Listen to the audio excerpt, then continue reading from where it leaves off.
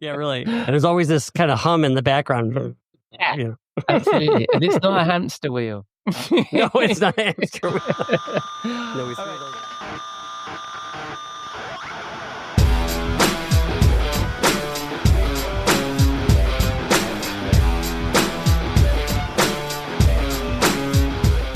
Hello and welcome to episode 297 of the Rockstar CMO effing marketing podcast, a proud member of the Marketing Podcast Network. Hope you're well and staying as sane as you feel you need to be. I'm your host, Ian Truscott, managing partner at B2B tech advisory firm Velocity B, and on this podcast I chat with a band of marketing chums who share their marketing street knowledge, which I hope will bring out the rockstar marketer in you.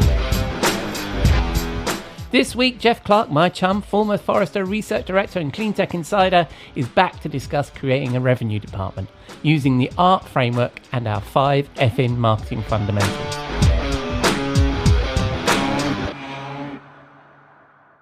But first, we need to pay the bar tab. I'll be back in a moment. We'll be right back after this word. We'll be right back. After this word.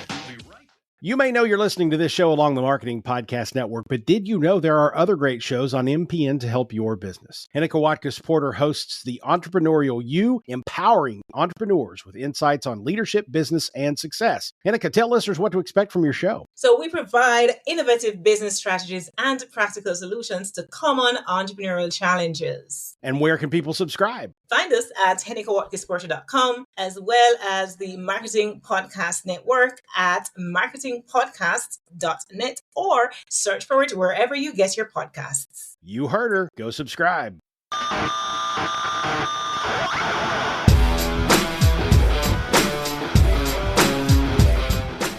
Hello, Ian. Welcome to the Rockstar CMO studio. Hello, mate. How are you? I am doing very well. Yeah. Jolly good. We're in deep into the autumnal season, and we're recording this on Armistice Day, so we should probably do a quick. I didn't even think about this before we got on, but it's like just a quick shout out to the the veterans of World War I, if they're still around. All the veterans. Well, I think that based on some of our musical choices, the people that listen are probably old enough. But also, I thought you were weaving in a 2-minute silence in the intro there that I never fell into. No, I was, really, no. Hello, Ian.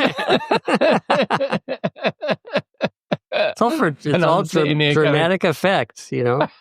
And I'm sitting here going, wait. All right, well, that's a little joke. I mean, if you're a regular listener, you probably heard me jump into the middle of Jeff introducing himself in the past. So yes, so thank you very much, Jeff. So this week, hang on, we got to do the weather. You mentioned that it's an autumnal day today. It's basically gray. And it was raining. Yeah, it's very windy. And we did have some snow flurries. So wow, yeah, so, yeah, nice. It's been very mild here, unseasonably mild and warm, but similar rain, and all the leaves are almost down. But same not here. All down yet. But yeah, a lot of mowing up of leaves. All right. So we'll move on to the main agenda item for this show, and that is the show. So this week we're going to talk about the revenue department, because I don't know whether it's because. Well, anyway, recently on my LinkedIn newsletter, Tuesday 2 Cents, I had a bit of fun with the idea of sales and marketing coming together as the revenue department. I posted it as a fake press release that we were announcing this merger. And since posting it, I've kind of warmed to this idea of us having a revenue department. It kind of goes along with some of the things that you and I have discussed, Jeff, and it's popped up in a couple of conversations and blog posts and stuff like that. And then when the microphone was switched off a couple of weeks ago, you and I were musing about whether one could theoretically create a revenue department using the concepts we discuss all the time on the show. For a start, my thing about the idea that marketing's job is to create art, awareness, revenue, and trust, and the 5 effing fundamentals that we can often come back to. because of the way that the buyer's journey is changing. It felt like the right time to be thinking like this. What say you, Jeff? I say yes, it's time, because this is the topic we agreed on a couple. No, when your Tuesday Two Cents came out, and it's just like, there's something about it that makes sense, and certainly, small companies and some departments in certain industries already function like this. I mean, it's I was thinking about, actually, my first job in sales became a job in sales and marketing because I had to create a catalog to sell the stuff, and so therefore I was like I had both hats on, and then even the larger companies, if you're e-commerce, you're going to be really marketing driven, or if you're in distribution, you're going to be very sales driven, and maybe you have a creative team or something.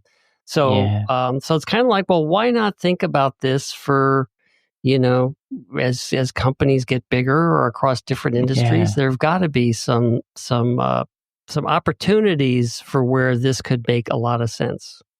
Yeah. And in the intro, I was talking about the changes to the buyer's journey as a trigger for our conversation. And anybody who sort of follows us or me on LinkedIn has probably seen that I've been getting involved in conversations around sales methodologies, particularly, and we can't go a whole show without mentioning Simon these days, particularly Simon Daniels and Louis Fernandez on their What's Broken in GTM podcast. Yeah, which I am on again this week. So on Thursday or Friday, I think that's going to drop. So we'll promote that. Wow. But talking to those guys, and obviously they're very focused on sales, right? So they've been going through all the different sales methodologies on their podcast. And you and I talk about the sort of famous 95% rule from LinkedIn, that only 5% of your market, only 5% of your potential buyers are in market at any one time. And we need to start investing more in these early stage brand activities, and the fact that we talk about the Sixth Sense research and all sorts of other intent research, don't we, that sort of revealed that B2B buyers are more informed and further down the path to purchase. So it sounds like, these sales methodologies, we in marketing are doing more of the work. So it sounds like, this is why now, and that's the buying trend that's changes, isn't it? And I know you've got some ideas on this. Yes, and I think there's really three trends that make the combined revenue team more salient than it has been in the past. So one is, as you pointed out, the evolution of the buying cycle, which it's like it's been years that we've been talking about the fact that people do when they're buying teams are starting to think about acquiring new products, that it's like they do their research early, and more and more they do it well before they want to engage with a sales rep. So, but then you've got AI and technology, and I sort of just throw them together because a lot of it is different tools that are using AI to detect and track, not detract. Although sometimes as marketers we do our best to detract. But first and third party engagement. So it enables us to build a view of people or accounts that are in market, and we're getting those signals before sales are getting them, because it's like we're getting them early. And also a lot of those tools, or a lot of what AI is also helping us to do, is like in our CRM system, is able to build a view of a buying team. So marketing, working collaboratively with sales, can start to build, here are the people that look like they're, part of a team within an account that we're after. And I think the third, I don't know if it's a trend, but to me, it's been a kind of a golden rule of being successful marketing, is the collaboration with sales is key to success. So, marketing tactics may be the best way to gain early signals of interest, rather than doing cold calling and prospecting, but marketers, you need to work hand in hand with whether it's BDRs or sales reps, because if you're working in silos, then you've got this idea we've talked about before, the problem of trying to claim ownership over sourcing opportunities, and if you're not kind of working hand in hand, it leads to inefficiency. I mean, that's just a rule of the way processes work. And so Now it's like, let's break through the roadblock to success and see how we can have the teams work more collaboratively together under one organization. Yeah, and it's funny, I was thinking about that today, and I might write a blog post about this at some point, is that whole business of attribution and discovering who's responsible for what. I wonder at what point that, because,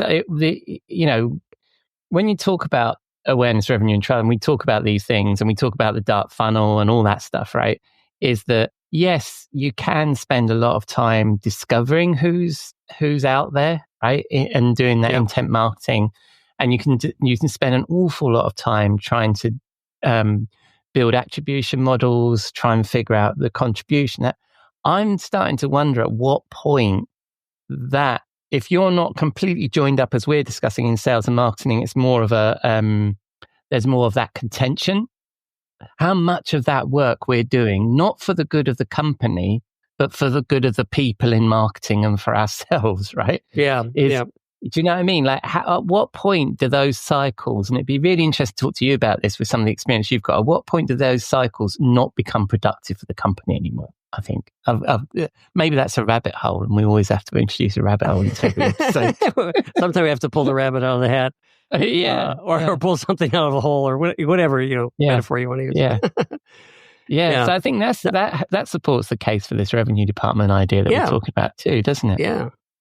And so you mentioned in the intro, the concept of awareness, revenue, and trust. So art as being a theme, we come back to a lot. So is that something that you could actually organize this department around, that concept? I think that's interesting. And that's why I wanted to discuss it with you, with your background of marketing, organizational setting up and marketing operations. I didn't put that very well, but it's at Forrester and the sort of advice and the research that you've done. And just to, I'm sure that nobody needs to be reminded, but we might have a first-time listener or two. But just to remind you, I have a view that marketing's job is to create art, awareness, revenue, and trust. And I actually don't think it's a stretch to suggest that we could, that could be the mantra of our theoretical revenue department that we're discussing here. And we could organize a team around that. And I think it's an interesting question, because I think on the face of it, yes, you absolutely could. You've got your awareness team. So that's your brand, PR, messaging, and all of that kind of, we already have brand teams and PR teams already, right? So that's your awareness team. Then you've got your revenue team, which are all the frontline folks that are actually facing our prospects and customers. So business development, SDR, sales, field marketing. You've been messing with my notes, Jeff. Oh, sorry. I should have mentioned I stuck that. And trust, which is, obviously the content marketing, the story we're going to tell, customer advocacy, customer success, case studies, and all that stuff. So on the surface, absolutely, it looks like you could structure and remember, this isn't just marketing, this is our revenue department around those three things. What do you think?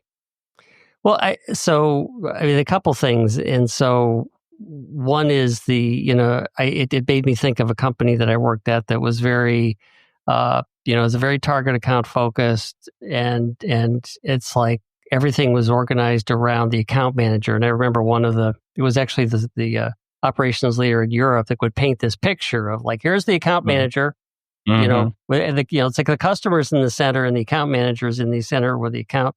And then around the edges are, marketing, and maybe a field marketing, PR, professional services, sales engineers, probably, et cetera, in support, because we're all focused on getting in and providing solutions for that account. So obviously that goes to one of probably the sales models that, Simon we're talking about, but it's like, well, I was thinking, you could kind of formalize this structure, and when I think, as you're kind of going through awareness, revenue, trust, it's like, well, the awareness team, would be largely staffed by marketing and marketing-like people, I would say. Yeah. And the revenue team would largely be staffed by sales and sales-like people. But, you would have, whether it's your demand center or your field marketers, whatever is like, trying to gain engagement and feed that engagement back to the salesman to say, hey, look, we actually got, made contact with one of the people in an account that's in our target account. Then it's like, so, that would make sense. And then this trust group is, since that is, it's kind of the whole arc of the story, but there's a large part of where you're talking about the kind of the post-sale process as well. Yeah. And so, that's where customer advocacy and customer success, which, sometimes customer success, actually sometimes both those roles may sit in sales, but it's something that kind of crosses both sales and marketing. Mm-hmm. So, but the challenge to me would be, it's like, this is a matrix management problem because there's a lot of work, planning, content flows, campaign execution that's got to go across all of them. And whether your background is in sales or marketing, you need to be able to work well with the others in the department to drive success in driving revenue. Yeah, and the interesting thing about this, and just reflected on what you were saying there, is just as a reminder to everybody that actually the ART framework is about measurement, right? So it's about having a common language that you can use within the C-suite upwards and down to your team. So you've got a set of OKRs and stuff set up. So I don't want to confuse the fact that this isn't built as an organizational structure. It just kind of naturally falls that way, doesn't it? Particularly when you're measuring stuff. And, but you're absolutely right. However you divide up a sales and marketing team, there's always going to be that matrix element, isn't it? Which is always the interesting thing about organizational planning. Is what compromise are you going to make around that? It's like the old, if you put product marketing under product or you put it under marketing, there's always that, well, if it's under marketing, then it's going to be this. And if it's under, so it's any of these organizational things that have that kind of discussion, don't they? Mm-hmm. But also, I was thinking about the way you described the setup just then with the sales guy right in the center. In my career, especially when I was in pre-sales and also when I was in product marketing, I think the best salespeople seem to informally collect a team around them. So I think the idea of formalizing that, but also I was thinking as you were discussing there, you also see it a lot more in field teams rather than in the HQ team. So my experience, obviously, I've worked for a lot of US vendors in the UK. So therefore, we have, you've got your field marketer who's only a field marketer and a relatively junior person. You've got your pre-sales people. You might have a localized product marketer or something, but that's your team, right? So it's very much, I think, that is that revenue team within that organization, within that small satellite organization. Yeah, the thing is that one of the detriments of having a sort of remote HQ team where all of this, marketing and maybe even where all of the sales ops and where all the, a lot of the other supporting functions are, is that they lose contact with what's actually happening in the field. Not to be cliche about that, but that's one of the things that, the company that I was referencing to, that just kept getting hammered through. It's like, we could say, we got all this engagement with an account or whatever, but it's like, where was the progress in terms of what the account manager was doing within the account? And again, we're talking about one kind of sales model, but it's like, I think this is where, the leadership becomes so important. Yeah. So it sounds like theoretically we could orient even the team around or more specifically around revenue. And all my sales chums, we delighted to hear this, that we can put the seller in the center and the frontline folks in the center. But the next question, of course, would be who would lead this team. And we've previously discussed the rise of the CRO, the Chief Revenue Officer. That seems like the obvious answer. They have revenue in their title already. So is that a slam dunk then, Jeff, do you think? I think it is. I think the challenge becomes, what is the, what are the skills of that CRO? And I think that because we often talk about the fact that sales tends to be very short-term focused. I've got to make this quarter's revenue. I've got to make the year's revenue.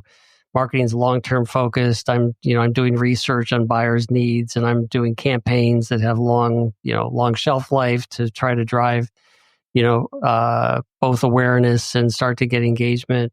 So, but the chief revenue officer can't be just one or the other. They've got to be able to span both and have that broader perspective. And so, I think that again, they've got to have that broader perspective. But then, as you kind of work your way down the org chart from that chief revenue officer, there's got to be somebody who is, focused on the A part, the awareness part, and there's got to be somebody who's focused on the, on the revenue part, and so your skill differentiation, I guess I would say, starts to work in as you're going down that org chart. That doesn't mean that you don't need a senior marketer because again, the senior revenue or chief revenue officer is going to be the person on the C team, the exec team, whatever, however you want to term it. That doesn't mean you may not need, both a marketing and a salesperson on that executive team. And this, I think, is where it gets very different based on the culture that's within the organization or what the needs are. So anyway, so I do think that there's a skills issue both at the top for the CRO, and then as you think about how this matrix team is going to work together as you work your way down the org chart. Yeah, no, and I get asked about this quite a few times actually recently, how I'd feel as a marketing leader about working for a CRO, because that there has been a big rise in that title, right? And I think there's and often this is described to me, there's often an assumption that a senior marketer is not going to like this, right? Because there's a fear that this pushes marketing down in the organization. We lose a chair at the big table and marketing becomes a service to sales, particularly if the CRO has a very sales focus. But as you say, it's about people and relationships. If a CEO doesn't see the strategic value of marketing, it won't matter if the CMO reports to the CEO or the CRO or whoever they report to. They could report to the fucking janitor. But if nobody sees the value of marketing, it won't make any difference, will it? So, and I think that, I think it's interesting, and I think it is a tricky business, because also when I've talked about CRO before on other podcasts or on this podcast, is you do wonder what the role of the CEO is at this point, because right, if they've then kind of delegated all of the revenue aspects of the business to a CRO, then effectively they're you've got to hope that the CRO and the CEO work well together. You've got to assume then the CEO is kind of some kind of head of operations rather than a commercial leader, right? So I think that all of that dynamic, isn't it? That's what it's all about. Is what does that C-suite look like that you're reporting into? So we've talked about, so there's a little bit of a recap there. So we've talked about the case of the revenue department. We've talked about why now and the changes in the buyer's journey, and we think we could apply art as an org structure. So the last question, and we talked about the leadership. So the last question we mentioned at the beginning was applying our 5 effing B2B marketing fundamentals to this thing. Are they still relevant in this new age of our revenue department, Jeff? Effing right. I mean, to me, the fundamentals always apply, and sort of if you just kind of I mean, we outlined them for marketing, but if you kind of tick through them, and it's like, okay, there's the planning aspect, the master plan, that's got to be aligned with sales. There's the knowledge, understanding the buyer. Well, that's what whoever's doing the research. It's got to be informed into both sales and marketing. Same thing with the story. Same thing with the campaign. Engages both sales and marketing tactics. And then you've got operations, and we and our other colleagues that we've been talking about have talked about revenue operations till the cows come home. So I think that yes, they absolutely apply, and again, as I kind of intimated, it's like there's collaboration needed all the way down through all the 5 fundamentals. So why not collaborate together in one department? Yeah, no, that's good. But and as a reminder, in case that new listener is listening or still listening, our fundamentals are the knowledge, the master plan, the story, the campaign, and the machine. And I can see how our new art structured revenue department will work with the first four, right? The knowledge, master plan, story, and the campaign. But one of the things I was wondering about, particularly with your expertise, Jeff, is the last one, the machine, marketing operations. It's kind of missing from my art acronym. Where would that fit in? Artem. Well, I think that there's an aspect of shared services that has to work across ART. Mm-hmm. So if you think about, and this often is true even within the confines of a marketing department, is that operations might be there with creative, or might be there with a comms writing team that actually is in support of all the other functions. So I think that applies here. But even given one of the trends that we talked about before is the technology, AI, et cetera. I mean, it's just to be planning and implementing systems, to be building, data stores and using them, to be talking about processes that are by nature cross-functional. I mean, it's the revenue ops team, makes a heck of a lot of sense being within this revenue department. And the thing is that when I was at Serious Decisions and we were first talking about this revenue ops concept, is like we said, well, you could have it as one unified group, or you could have it as the fact that there's sales and marketing ops and they're just collaborating together. Yeah. And of course, one of the challenges of having one revenue ops team is like who's calling the shots? Is it the revenue? Is it the sales guy, or is it the marketing guy or gal? Mm-hmm. And it's so to an extent, if you actually unify the revenue department, then that sort of takes away the issue of who's running the ship, and the machine becomes the revenue machine, which is a phrase I actually quite like better than the revenue ops. Is gives you this image of like the wheels are turning to make sure that everything's coming out right, and that we're actually bringing in those accounts and we're selling those deals and we're making customers happy. Yeah, no, I love that. I love the revenue machine. So, I mean, that's almost what you could describe the revenue department as. I mean, yes. I mean, Jeff, I think there's a role for you in marketing.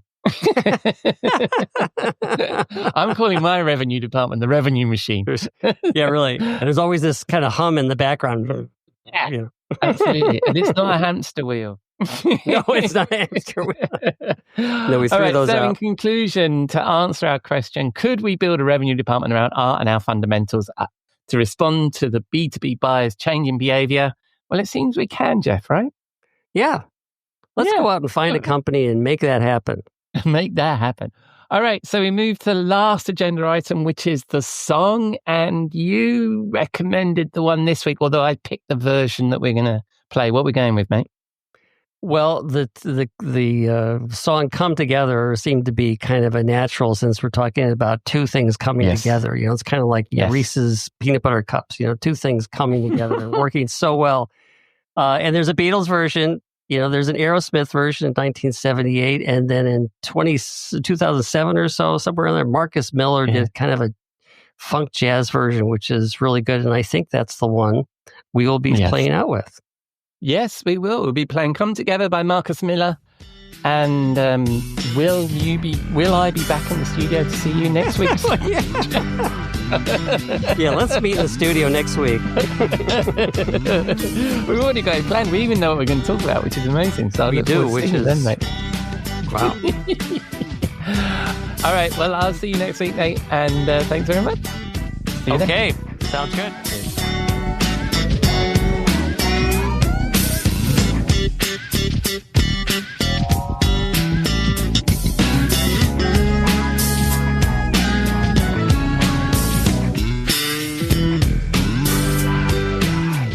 Thank you, Jeff, and that was a criminally short little bit of the very wonderful Come Together performed by Marcus Miller, and that conversation was inspired by a post in my Tuesday 2 Cents newsletter and blog that you can find on LinkedIn or on my website, iantruscott.com.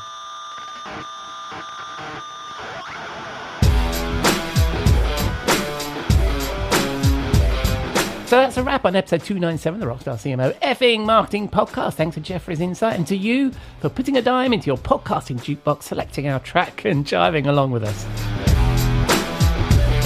I've been your host, Ian Truscott. You can find links to me, Jeff, and all the things we discussed in the show notes, along with links to our blog, newsletter, and all of the things at rockstarcmo.com. If you have a suggestion of a topic for the show, please reach out via the website or LinkedIn. Just search Rockstar CMO, or you can contact me directly at hello@rockstarcmo.com. Coming up this week, Robert Rose will be on our virtual bar on Saturday. Prior to that, I'll be on the What's Broken in GTM podcast, and Jeff will be back next Wednesday. So I hope you join us for some or all of that here at Rockstar CMO FM.